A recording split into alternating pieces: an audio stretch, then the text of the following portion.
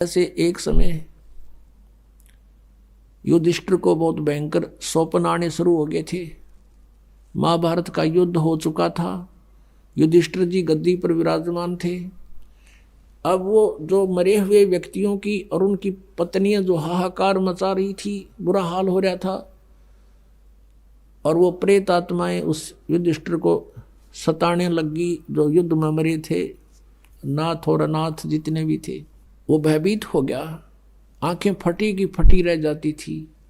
ऐसे देख रहा, ना खा रहा, ना पी रहा, ना नींद आ रही है, जंतर मंतर खूब करा लिए, सारा कुछ हो गया, लेकिन कोई राहत नहीं मिली। फिर गुरुजी के पास जाते हैं, श्री कृष्ण जी के पास। श्री कृष्ण जी से कारण और समाधान पूछा। श्री कृष्ण जी ने कहा कि तुमने जो युद्ध में बंधुघात किए हैं, ये तुम्हें हानिकारक हो रहे हैं, वो पाप सेध गया, वो पाप तुम्हें दुख दे रहा है। अपनात्माओं, गीता जी का ज्ञान देते समय अर्जुन ध्यान से सुन रहा था। श्री कृष्ण जी में प्रवेश करके काल कह रहा था कि अर्जुन तू युद्ध कर ले, तुम्हें पाप नहीं लगेंगे। गीता जी के अध्याय नंबर 2 के 37 और 38 में कहा है कि तू युद्ध कर, तुझे पाप नहीं लगेंगे। ये तो मैंने सब मार रखे हैं। अब जब उसने ये कहा कि तुमने युद्ध में किए हुए पापों का ये दंड भोगना पड़ रहा है, उस समय अर्जुन के हृदय में धक देसी हुई, झटका लग गया कि ये क्या बोल रहे हैं श्री कृष्ण। आज जब तो कह रहे थे मैं युद्ध मना करूं था, ये कहता कर लेते न पाप नहीं लगे, राज कह रहे हैं पाप लगेंगे। और समाधान भी साथ में बता दिया श्री कृष्ण जी ने कि अश्वमेघ यज्ञ करो। अश्वमेघ यज्ञ में बता के पूरे पृथ्वी के सभी उनको आमंत्रित करो, साधु संत फकीरों को और आम जनता को भी, जो तुम्हारे रिलेटिव हैं उनको भी। अब इतने व्यक्तियों को भोजन कराना अंडरस्टूड है, जिसमें करोड़ों व्यक्ति, अरबों व्यक्तियों ने भोजन खाना था, तो कितना खर्चा हो, तब वो यज्ञ पूर्ण हुआ थी। और यज्ञ के संपूर्ण होने के लक्षण बता दिए कि एक शंख रखा जाएगा अलग से 5 मुख का, और जब ये यज्ञ जब पूर्ण होगी, जब उसमें सब भोजन पालेंगे, साधु संत फकीर ऋषि महात्मा देव ब्राह्मण, और ये शंख अपने आप आवाज करेगा बगैर बजाए, आप पे बाजेगा, ऐसे लक्षण बता दिए। तो उस समय अर्जुन चुप हो गया कि यदि मैं अब वाद विवाद करूंगा, श्री कृष्ण जी से कहूंगा कि आप पहले तो कह रहे थे तुम्हें पाप नहीं लगे, युद्ध कर ले, और आज वो पाप कहां से आ गए हमारे लिए। तो उसने सोचा यदि मैंने जुबान खोल दी तो युधिष्ठिर ये समझेगा कि अर्जुन प्रसन्न नहीं है 2 पैसे लगाने में, क्योंकि इसमें खर्च घना होगा मेरी आपत्ति निवारण में, और फिर ये ऐसा व्यक्ति है जिंदगी भर ये समाधान नहीं करवाएगा, मर जाएगा। युधिष्ठिर की स्थिति से और उसके नेचर से वो परिचित था, इस करके चुप रहा। जो आज्ञा भगवान, ऐसा ही किया गया। लाखों व्यक्ति आ गए, 33 करोड़ देवता, 88,000 ऋषि, 9 नाथ, 84 सिद्ध और 12 करोड़ ब्राह्मण, 56 करोड़ यादव जो श्री कृष्ण जी के रिलेटिव थे और अर्जुन के रिलेटिव थे, क्योंकि श्री कृष्ण की बहन अर्जुन के ब्याही थी। तो सभी रिश्तेदार और आसपास के सब साधु संत बुला लिए, वहाँ अरबों व्यक्ति इकट्ठे हो गए। भोजन बना के सब शुरू कर दिया, सब ने भोजन खा लिया, श्री कृष्ण जी ने भी खा लिया भोजन। अब शंख नहीं बजा, उस शंख ने आवाज नहीं की तो यज्ञ पूर्ण नहीं हुई। श्री कृष्ण जी से कहा युधिष्ठिर ने कि भगवान हमारे पाप बहुत घने हैं, और शंख बजा नहीं, शंख नहीं बजा तो हमारा संकट निवारण हुआ नहीं, यज्ञ संपूर्ण हुई नहीं। तब श्री कृष्ण जी ने कहा कि भाई यज्ञ संपूर्ण करने वाला अभी आया ही नहीं है। युधिष्ठिर ने कहा भगवान ये ऐसे ऋषि, महर्षि, मंडलेश्वर, 33 करोड़ देवता, 88,000 ऋषि, 12 करोड़ ब्राह्मण और आप जैसे महापुरुष ने भोजन खा लिया भगवान, अब इनसे अलग कौन रह गया इस पृथ्वी पर। तब श्री कृष्ण जी ने बताया कि ऐसे ऐसे एक सतगुरु का हंस है, पूर्ण परमात्मा का साधक है, सतगुरु का शिष्य है, सुदर्शन नाम है उसको, आमंत्रित क्यों नहीं किया तुमने? तो फिर बताया गया, अर्जुन से पूछा, युधिष्ठिर ने कहा कि उधर भीम की ड्यूटी ला रखी थी हमने, आमंत्रित करने की, न्योते देने की। भीम से पूछा कि उस महात्मा को क्यों नहीं बुला के नहीं लाए, क्या कारण हुआ, या वहां तक पहुंचे नहीं तुम? भीम ने कहा कि मैं गया था उसके पास, सुदर्शन नाम है उसका, एक झोंपड़ी में रहता है, वो तो कुबोल आदमी है, बुंडा बोलता है। श्री कृष्ण जी ने कहा कि क्या बोला उसने? कि मैंने उनसे कहा था कि मैं युधिष्ठिर का भाई हूँ और आप हमारी यज्ञ में आइए, हमने एक यज्ञ किया है, आपको आमंत्रित करते हैं। सुदर्शन जी ने कहा कि तुम पापी हो, अपराधी हो, तुमने लाखों बहनों के सुहाग उजाड़ दी, आज उनके खून को पी रहे हो, राज कर रहे हो, तुम्हारे अन्न को भी कोई खाएगा, सीधा नरक में जाएगा। यदि तुमने मुझे बुलाना है तो ऐसी 100 अश्वमेघ यज्ञों का फल मुझे संकल्प करो, जब तुम्हारे पाप के टूक को खाऊं। अब श्री कृष्ण जी ने पता था यो भी पहलवान ठीक नहीं बोला होगा, तो कहने लगा, भाई आपने क्या कहा? कि भगवान मैंने क्या कहा, बस आपकी शर्म थी। मैंने उसको कहा कि मैं अपने भगवान से और भाई से डरता हूं, ना तेरी थोबड़ी तोड़ देता, आना हो तो आइए, ना मत आइए, फालतू मत बोला है। तब श्री कृष्ण ने कहा कि भीम तने तो और पाप इकट्ठा कर लिया, तुझे न्योता देने भेजा था, बकवाद करना नहीं। साधु संत को आपने न्योता दिया, उन्होंने जो कहा आपने सुनकर आकर मुझे बताना चाहिए था, हम समाधान करते कुछ। अपने आत्माओं जैसे अब ये थोड़े से समय पहले ही जब ब्याह शादी करते थे, उसमें यो भंडारे जो करते थे ना, लाडू जलेबी बनाना, ये कोई रिवाज नहीं थी, ये एक अनुष्ठान किया जाता था और उसमें सभी को बुलाना अनिवार्य था। और कोई रुष्ट हो जाता तो उसने मना के लाया करते, कहते भाई बाधा ना पड़ जाए यज्ञ में, वो ना आता है, या रुस्सा मनाई सी न्यू थी, वो ऐसे उलाने सुलाने झूठे सच्चे होने लग गए, वो अलग था। तो फिर उसको लाना अनिवार्य समझा कि तो पक्का बुलाना पड़ेगा और उस बिना यू काम हो नहीं सकता। तब श्री कृष्ण और 500 पांडव रथ में बैठ के गए और उधर से कबीर परमेश्वर परम अक्षर ब्रह्म वो अपनी लीला अनुसार वहाँ आए हुए थे। एक जीवन जैसे शिशु रूप धार करके धीरे धीरे बड़े होते हैं, फिर वो लीला करते हैं, ज्ञान प्रचार करते हैं। उसी आधार से वो सुदर्शन जी उस करुणा में नाम से आए थे परमात्मा द्वापर युग में, उस करुणा में के शेष थे, जैसे कलयुग में कबीर नाम से आए हैं परमात्मा। तो करुणा में अपने गुरुजी के पास जाकर कहा कि भगवान ऐसे ऐसे राजा कल भाई आया था, ऐसे ऐसे कह रहा था और मैंने तो उसको ये जवाब दे दिया। तो परमात्मा बोले भाई वो फिर आवेंगे और उनका काम बने को ना, वो तन्नरे वो बैठे हैं माया के मायादारी ऋषि में ऋषि, उनसे ये शंख ना बजे बेटा, फिर आओगे वह। अब उस सुदर्शन ने सोचा हुआ फिर सिर खावेंगे, खिसक लिया यहाँ से। सुदर्शन तो निकल गया सैर सपट्टे को 15-20 दिन का टूर प्रोग्राम बना के। अब पीछे से परमात्मा करुणा में उस सुदर्शन रूप बना के बैठ गया झोपड़ी में। अब कहते हैं जा करके श्री कृष्ण जी रथ रोक दिया 1 योजन दूर, यानी 10-12 किलोमीटर दूर। 1 योजन 4 कोस का होता था। पहले लंबे लंबे तगड़े तगड़े आदमी होते थे, अब एक किले की देख कदम बनाया करते हुए 1 कदम। तो वहाँ परमात्मा बैठे थे कुटिया में। श्री कृष्ण जी ने दंडोत प्रणाम किया विनम्रता से। जब श्री कृष्ण ने गुरु जी ने प्रणाम कर दिया तो चेले कितरेंगे, 500 पांडवों ने किया। तब श्री कृष्ण जी ने कहा कि परवरदिगार ये युधिष्ठिर राजा आए हैं और इनके भाई हैं, आप चलिएगा, इन्होंने एक यज्ञ अनुष्ठान किया है, आपको न्योता देने आए हैं, आमंत्रित करने आए हैं। तब परमात्मा ने कहा सुदर्शन रूप में कि मैंने इस भगत से कहा था कि मेरे 100 यज्ञ का फल दे दे तब मैं चलूं, मेरा करो संकल्प पूरा।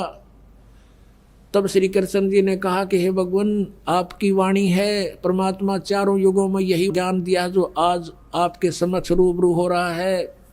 श्री कृष्ण जी ने कहा आपकी वाणी है प्रभु, संत मिलन को ऊंचा लिए तज माया अभिमान, और जो जो कदम आगे रखे ओ है यज्ञ समान। हम ये द्वारकाधीश और ये दिल्ली के राजा आपके समक्ष आए हैं भगवान, आप तो अंतर्यामी हैं, आप देख सकते हो आज इनके अंदर कोई अभिमान नहीं है। अब पहले तो भीम का न्यू था श्री कृष्ण रे हमारे साथ हमारी यज्ञ वो तो होनी है। अब कृष्ण जी भी फ्यूज हो लिए, जब भीम भी काम पे खड़ा और नो कहते जी आप झांक के देख लो इनके अंदर, इनमें जरा सा अभिमान आज शेष नहीं है। और आपकी वाणी है कि संत मिलन को चालिए तजमाया अभिमान, और जो कदम आगे रखे ओ है यज्ञ समान। वहाँ से लेकर यहाँ तक जितने भी हमारे कदम हैं आपके निमित्त हैं, और एक कदम का फल एक यज्ञ आप ही की वाणी आपका विधान बता रहा है। ये भगवान ये 100 रख लो आप, शेष हमारी झोली में डाल दो। साधु भूखा भाव का, धन का भूखा ना, और जो कोई धन का भूखा है वो साधु भी ना। तो परमात्मा कहने लगे भाई ठीक है। और जब भीम गया था पहले, तो जब सुदर्शन जी ने ये बात कही थी कि तुमने बहुत जुल्म किया है, युद्ध वैसे ही नहीं लाखों करोड़ों बहनों को विधवा कर दिया, तब उसने डींग मारी थी कि युद्ध वैसे नहीं जीता जाता बाबा जी, अपने दम पर जीता है। गदा से एक का मारूं था 20 मरे थे मेरे दाहक से, और अपने दम से जीता है, अपनी ताकत से जीता है। जब तो चला गया कह सुन नहीं बोला था। अब परमात्मा ने कहा ला इसकी जाए फड़ काट दूं, कितना ताकतवर है। तो उसने परमात्मा की माला रखी थी कबीर देव की, सुदर्शन जी की खुट्टी पर टांग रखी थी, और परमात्मा एक बैठे थे नीचे मैट पे, और कहा भाई पहलवान एक मेरी सुमरनी तारिये, चलूंगा फिर तारे साथ। भीम पहुंचा जब वो माला उतारने के लिए, चिपक गया उस माला का जो कर बिजली गरीब कर लिया करे, नो खूब आंगाला उक सभी को ना। जब परमात्मा बोले रे क्या हो गया पहलवान, घनी देर लगा दी, छोड़ कर दूर खड़ा हो गया कि मेरे अपना उतरती महाराज जिया। परमात्मा ने ऐसे किया था, अपने आप उठ कर आएगी उनके हाथ में। तब परमेश्वर ने कहा था उस दिन तो डींग मारे था कि एक मारू था, गदा 20 मरे थे, अब कहाँ गया तेरा बल, नीचा मुंह कर लिया। तब उनकी आशा बनी कि ये संत सचमुच कुछ है, तब परमेश्वर को लेकर आए वहां पर सुदर्शन रूप में। तो क्या बताते हैं, भक्ति करे बिन भाव रे सो कोने काजा। भक्ति बिना भाव के जो कोई भी दान धर्म करता उसका कोई यूज नहीं है। व्यंजन 36 प्रोसियाता द्रौपदी रानी, बिन आदर सत्कार रे कई संक ना बाणी। अब जब परमात्मा वहां पहुंचे, वो मंडलेश्वर बैठे ऋषि महर्षि, और जब युधिष्ठिर ने ये कहा था कि भगवान क्या इन ऋषि महर्षियों से भी हमारा काम नहीं बना तो और कौन बनाएगा, तब श्री कृष्ण जी ने कहा कि ये सत साधक नहीं है, ये सत साधना नहीं करे तो माया के सिद्धियों के पुजारी है। और श्री कृष्ण जी ने अपने ऐसे हाथ कर दिया उनके सब की तरफ और कहा देख युधिष्ठिर, इनके चेहरे देखिए, अगले जन्म में क्या प्राप्ति, कौन सा जन्म पाएंगे। कोई तो अपने आसन पर गधा बना खड़ा है, कोई कुत्ता, कोई मुर्गा, कोई चींटी, कोई हाथी, कोई कैसे। कहते अगले जन्म इनके ये होंगे, इन मंडलेश्वरों के ऋषि महर्षियों के। तब युधिष्ठिर ने कहा भगवान अपने लीला बंद करो, मुझसे इनकी दशा देखी नहीं जाती। श्री कृष्ण जी बोले या लीला नहीं भाई, या सच्चाई है, इनके साथ ऐसा बनेगा। अब जो ही परमात्मा वहां पहुंचे, एक जैसे गरीब व्यक्ति, ग्रामीण, आज से 50-60 पहले जैसे गांव की वेशभूषा करती थी, लांडी सी धोती पैरों, ये यज्ञ कैसे पूर्ण हो, इन्होंने करोड़ों व्यक्ति मार रखे हैं। अरे जब इन्हें पाप कर रखे हैं तभी तो तुमने लाए खागड़ो थारा के करे थे, फिर ये दुख भुगतना था तो तुमने गाड्डो, फिर ये गाड्डो ने ले थे।